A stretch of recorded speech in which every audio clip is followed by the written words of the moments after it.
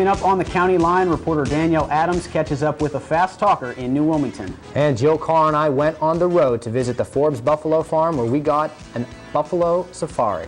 And DJ Yoakley brings you all the hard hits from this past weekend of high school football. We're live. We're local. County Line starts now.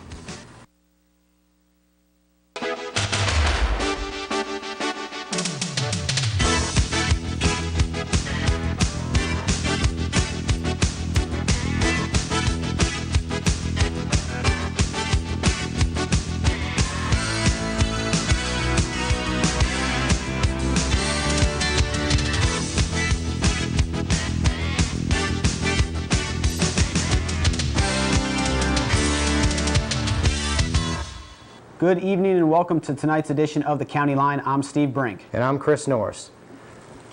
If you've ever been to an auction, you know that the auctioneers are difficult to understand. But reporter Danielle Adams found it easy to understand the man who's been talking fast for the past 24 years. Hi, I'm Danielle, and we are here at the Wilmington Produce Auction, where we are going to go meet the auctioneer. Hey, the buyer, hey, everybody get $7. 7 to buyer, 7, everybody get $6. Everybody get 6 on it. Don Bram is paid to talk fast. There's money at stake when Don talks, as he and his family run the Wilmington Produce Auction. $7.50, $7.50, sold $7, $11.05. 57, $7.50. Don's done this for 24 years now, something he learned when he was a boy. Got started with my father, and he had a family business that I just grew up in it. Okay. Yes, Don's dad was an auctioneer, and now Don's teaching his 6-year-old son how to do what he does. And our son is kind of a wild man. He wants to learn to be an auctioneer, and he kind of does the babble thing. He's really cute at it. Don did have some training at an auctioneer school, but he says the best way to learn is just to do it. It's not all glory like everybody thinks it is. Don's the voice of the local farmers. He sells their onions, tomatoes, corn, squash, flowers, anything local farmers grow. But this time of year, it's all about pumpkins. As he calls out the item, the bidders raise the stakes, and Don keeps track of it all. Are those actual words that you're saying, or is it all just gibberish? I don't know. They're actual numbers. Numbers? Yeah, there's filler words in there, and I don't know. I've been at it for so long, I don't really know. Don's good at what he does. He travels and is a hired gun for big auctions like the one held recently at the old Mercer County Jail. He does charity work, donating his time and talent for school auctions and good causes. His wife Tammy will tell you, though, when the auction's over, Don doesn't have a whole lot to say. Now, what is it like living with an auctioneer? It's not as exciting as you would think. He doesn't talk at home. He's a little boring at home. All his personality gets used up at the auctions. Lots of people know Don, even if they don't know his name. He's always at one local auction or another. You can spot him with his signature straw hat, but he hasn't always been so stylish. When I first met him, he had a really stupid hat, and I show horses, so I got him a cool hat, and now every year he gets a new cool hat. You can see Don in action most weekdays at the Wilmington Produce Auction. That's where you'll find him, his wife, and the rest of the Bram family. And who knows, someday soon, maybe you'll see Don's son Dylan right next to his dad, talking fast and moving cash. In Wilmington Township, I'm Danielle Adams for the County Line. Well, like father, like son, I guess. I guess so. He sure does talk fast. I couldn't even understand what he was saying. I know, I couldn't either. Well, that's a great story. Well, coming up this weekend is the annual Fireman's Auction held in downtown New Wilmington. And for a preview of this weekend's festivities, we decided to turn back the clock to see what happened at last year's auction. Reporter Mike Walensky has more. Stations, you'll find, of course, fire trucks. But that's not always the case in New Wilmington. Here, volunteers park their fire trucks outside to make room for something much bigger on the inside.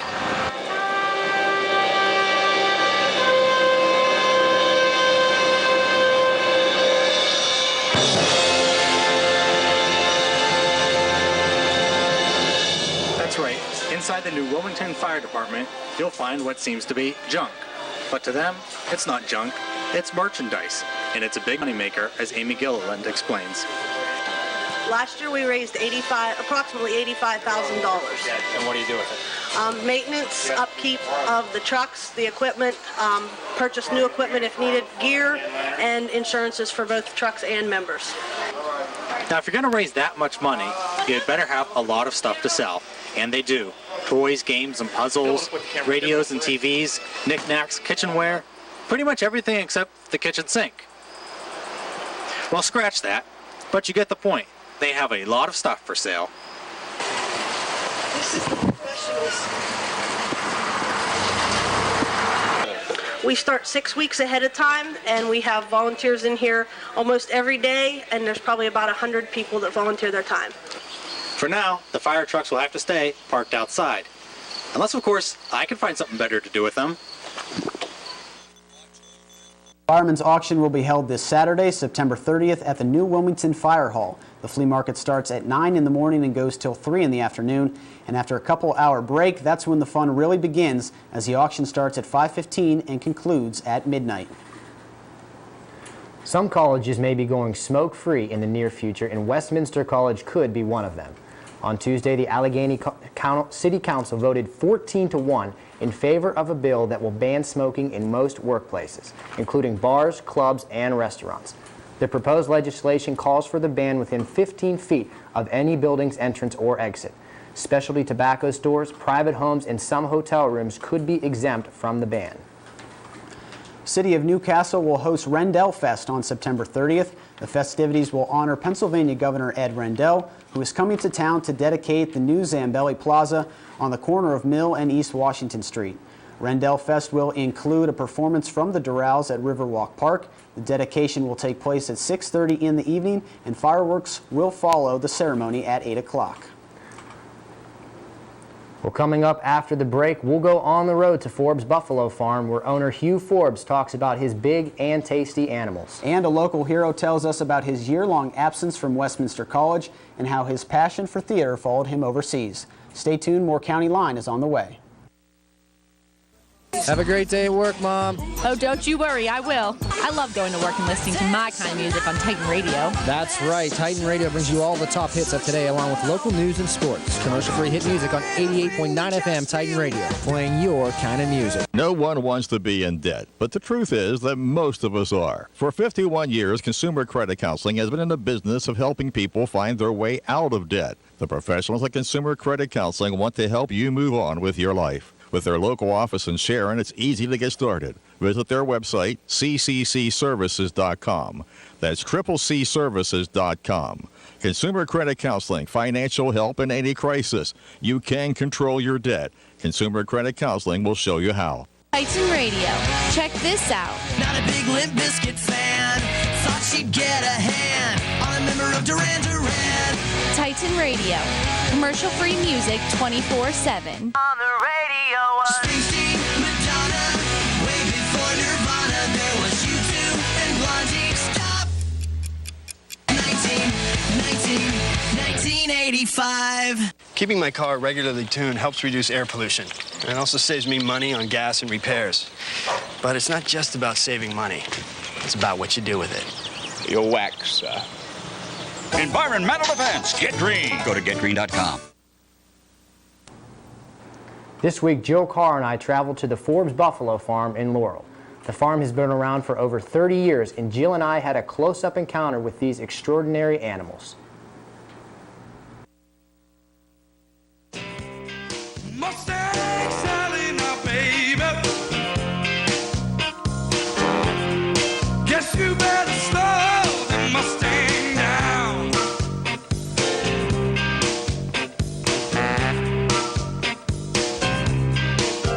You've been running all over town. Oh, I guess I gotta put your flat feet on the ground.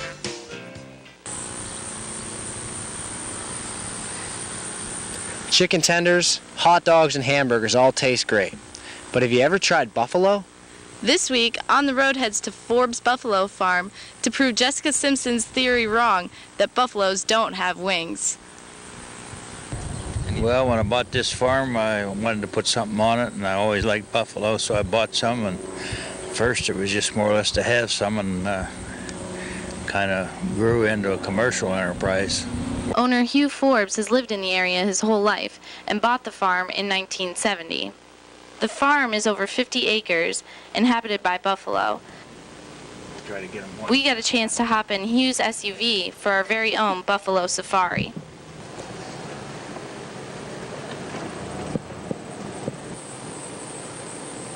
Once we got out there, we felt like we were surrounded by buffalo. There's about 38 to 40 here. They're hard to count sometimes. But Along with the buffalo farm, the Forbes own a building which houses various types of buffalo paraphernalia, including buffalo down clothing items, and also various types of buffalo meat, including patties, burgers, liver, jerky. This really is tasty. Yeah, did you know buffalo meat has the most nutrients out of any other meat? Really? Yeah. Well, that'll do it for this week's On the Road. I'm Chris Norris. And I'm Jill Carl. We'll see you next time. Big things come in small packages. This week, Pam Marlowe takes us to a lesser-known Slovenian borough in Lawrence County that even some locals didn't know about. Bigger than the borough itself, but it's a borough nonetheless. Thousands of visitors are attracted to this Lawrence County town each year. It stands for Slovene National Benefit Society, and that's the English translation. The Slovene words are Slovenska Narodna Podporna Jednota. Basically what we are is we're a life insurance company, life insurance and annuities. Well, it was started by Slovenian immigrants as far as health benefits and sick benefits for the immigrants that came over, and we were started actually in Chicago. So that's what it was set up for, is for the Slovenian immigrants. This is the recreation center. We have about 40,000 members throughout the country, and this is their only recreation center we have. The majority of our members are located between Pittsburgh and Cleveland. That's where so they put it kind of centralized to those two areas where the highest concentration of members are. And basically, our facilities are open to any members can come rent the cabins. We have 2 swimming pools, playground, pavilions. We also have what's called the Alpine Room we use for weddings and banquets, things like that. You do not have to be a member for those. We actually do a lot of weddings. It's incorporated into a borough in 1977. Basically, it's for, I think it was more or less for voting privileges. So, but I think we have 6 permanent residents. 6? Oh, yes, wow. So it's a big town. It actually holds the name because they have it in the Guinness Book of World Records for being the town with the longest name and the least amount of residents. You don't necessarily have to be fluent in Slovenian to enjoy all that this borough has to offer. You just have to know how to have a good time. Reporting from SNPJ in Lawrence County, I'm Pamela Marlowe. Wow, Steve, I thought New Wilmington was a small town. 6 residents, that's kind of crazy. Well, most of Slippery Rock's 8,000 plus students avoided classes on Monday after a threat was made to shoot African American students on campus.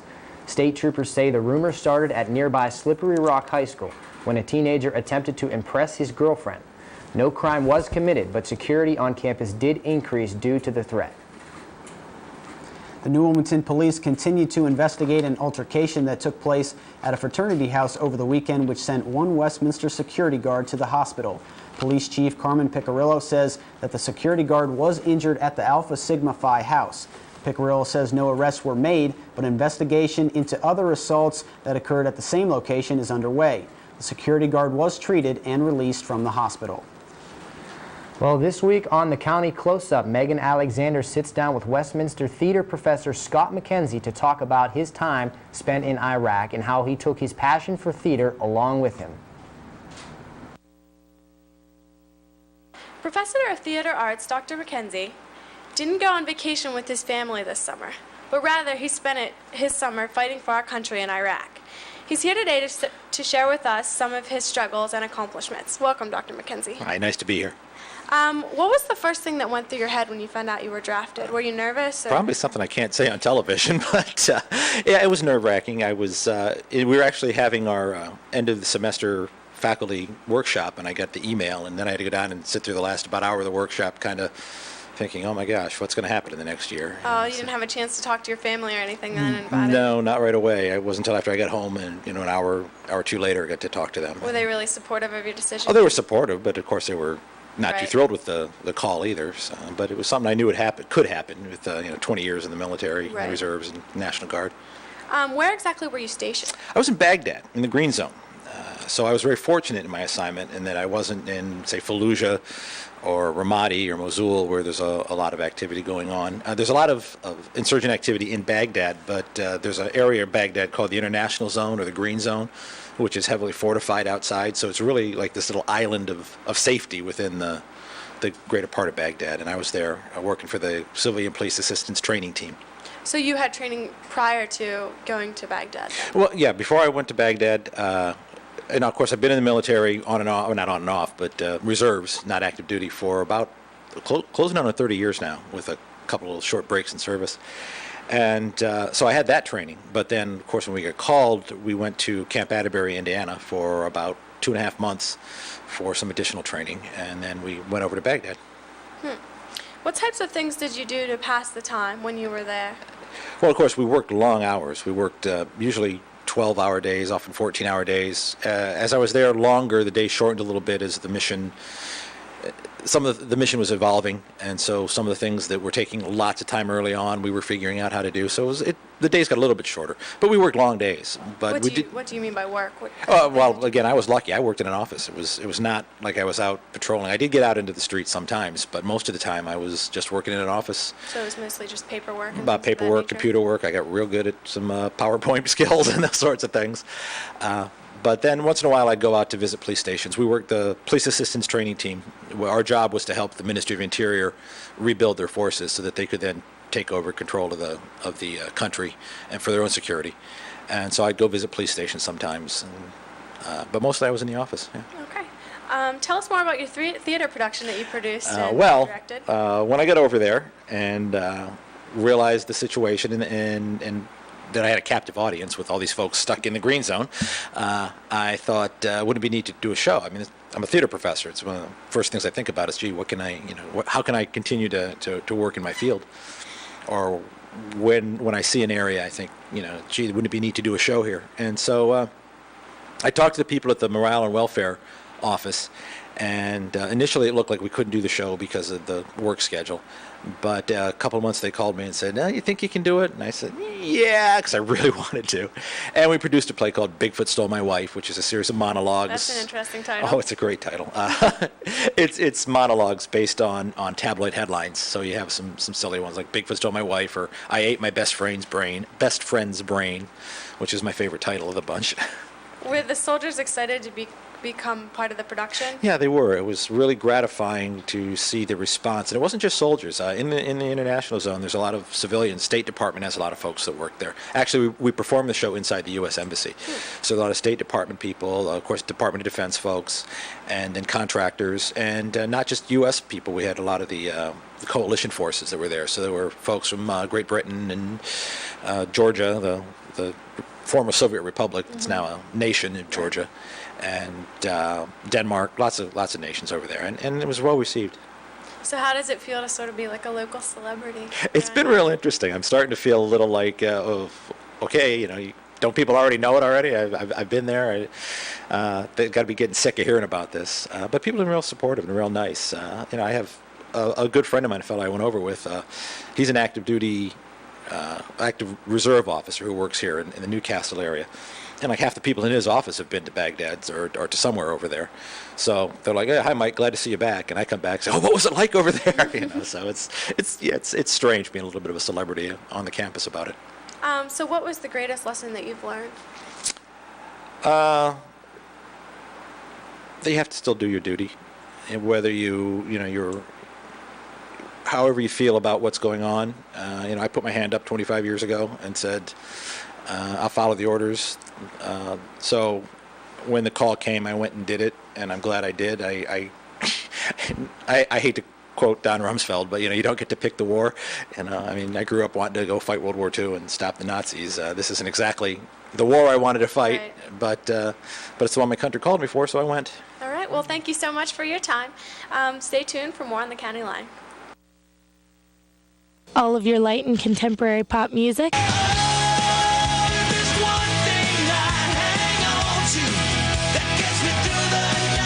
Without all the rap and hip-hop. Commercial-free Titan Radio, digital 88.9 FM. Is it that time of the month again? More and more credit card bills piling up? Do you feel that you can never dig your way out of your financial issues and that you're trapped underneath all the bills? Consumer Credit Counseling Services can help. We at CCCS are a local nonprofit organization that has one goal, to help you get out of debt. Give us a call at 1-800-355-CCCS and schedule an appointment. We will work to put that smile back on your face. CCCS helps.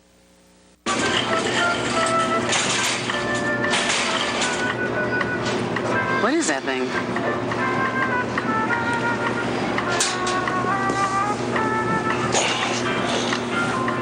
Looks like somebody's double chin. Must have lost it snacking on fruits and vegetables. Somebody's gonna trip on that.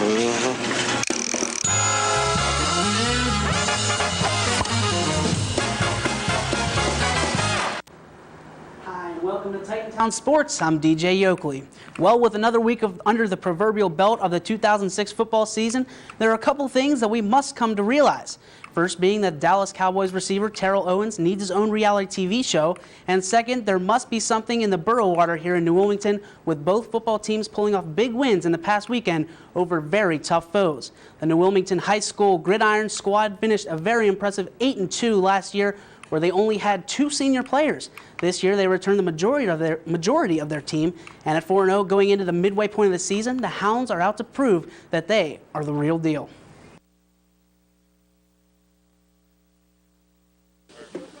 From snap to whistle, the Wilmington football team is one of the best teams in the area. Led by longtime coach Terry Varelli, the Hounds are out to prove that last season was more than a fluke. All the returning people, they're starting where they left off. They're not starting from the beginning. So I think, like Chris and David Bruno and all the guys that are returning, they're ahead and ready to go because of the experience from last year. The Hounds have most starters returning, including one of Pennsylvania's most talented backfields, featuring Chris Burns, who leads the team in rushes, tackles, and touchdowns. Senior Jake Reiber, who continues to prove himself as a captain and a true threat under center, and what has become a true leader in the flats in number 14, senior Jeremy Beatty. Like I said, it was just learning experience, so I think this year we're coming back a lot more experienced and knowing how to win games. And those young guys are stepping in, and our leaders are great, like all the captains, they do a great job for us. And like Jake said, the coaches, they prepare us every week, so. Oh, the new guys that came in, they're just as good, and they work real hard. I guess that's how we can put it, is that our team just works hard. Don't feel bad for the Hounds because of all the work they put in, because when it comes to Fridays, they know how to play. In Wilmington, DJ Yoakley, Titantown Sports.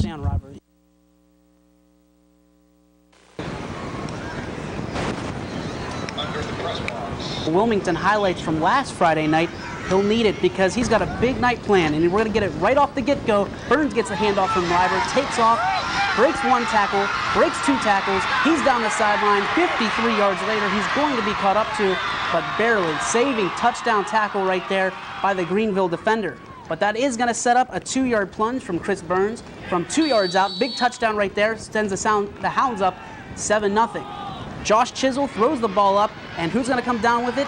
Shane Wagner, one of 2 interceptions on the night for big number 11, and that's going to set up another Hounds touchdown, and yet again, number 26 finding pay dirt easily for the Greyhounds. And that's going to set up a big drive again for the Hounds. Now check this one out. Check out the concentration from Jeremy Beatty. Bobbles it, catches it, down to the 2-yard line. They're going to get backed up a couple yards, and then, you guessed it, Chris Burns, number 26, again, another touchdown. This makes 3, and his night's not even over. More Burns. Take him off the right side. Burns running, and there's a face mask, pushes him off, and different camera angle, taking it down the sidelines, finally pushed out of bounds. That's going to set up a Nick Regal 32-yard field goal, up through the uprights, and when the referee throws the hands in the air, waves them like you just don't care, it's good. And we're going to see Josh Chisel, a little more defense, throws the ball up, it's wet. Who comes down with it? Just like McDonald's, Chris Burns, he's everywhere. Burns going to take it back 47 yards for a touchdown for Wilmington. Hounds win this one 34-7, and there's a little touchdown dance, and I think I've done that one before. Coach Verrilli, what do you have to say? You know, we try to get better every week. I think that's the key, not what our record is or so on. But tonight, our defense was much better than it was the week before, so we certainly saw improvement there. And offensively, we just have some backs that can run the football, and it's pretty obvious. I thought the line must have played pretty well tonight, too. And the other team in New Wilmington hasn't been very successful on the scoreboard as of late. But as we found out last weekend, Coach Hand and the Titans have their sights set on 1 week at a time. And if Saturday is any prelude to the rest of the season, look out Mount Union.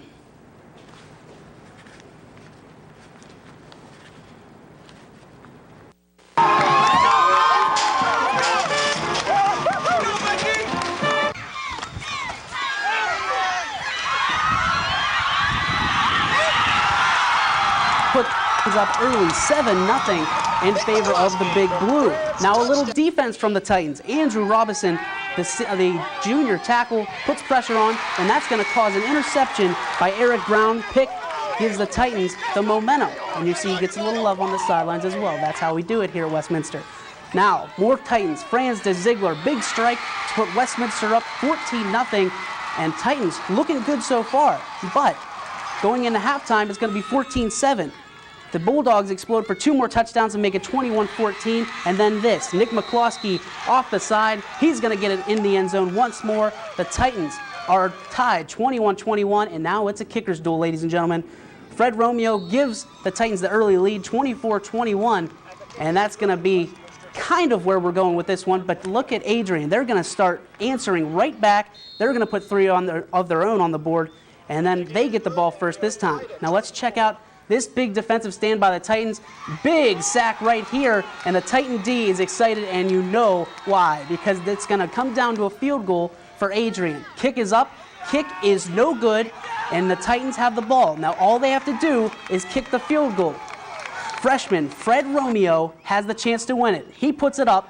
The kick is up. The kick is good. The Titans get their first win on the year, and in dramatic fashion, they win this one 27-24, and the Titans are 1-2 on the year as they travel into Grove City.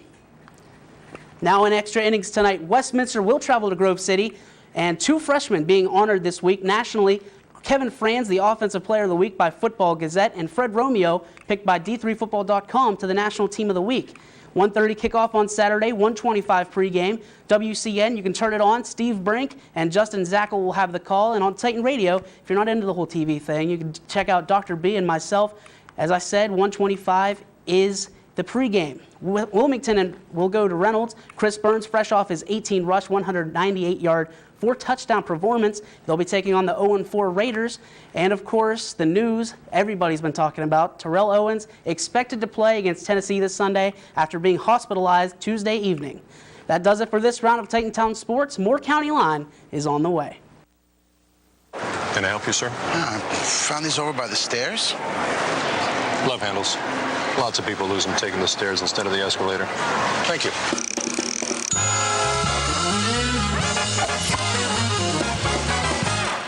In Westminster's broadcasting program, we have live DJ shifts on Titan Radio, just as you would at a commercial station. We try to keep the station running as professionally as possible so that we all can have real-world experience. As Titan Radio DJs, we like to get the listeners involved by running contests. One that comes to mind was when we gave away chicken soup. I want my chicken soup. I want chicken soup. I want my chicken soup. Did I win? Titan Radio studios are home to some of the latest broadcast quality equipment. Having access to this type of professional equipment really helps me work on my skills on air and will ultimately help me get the job that I want. Working at Titan Radio has given me the experience I need to get a job at the #1 station in Erie, Pennsylvania. Titan Radio is more than just work in the studio. We get involved with live remotes in the community. Down at Mardi Gras, Amy Sass is there.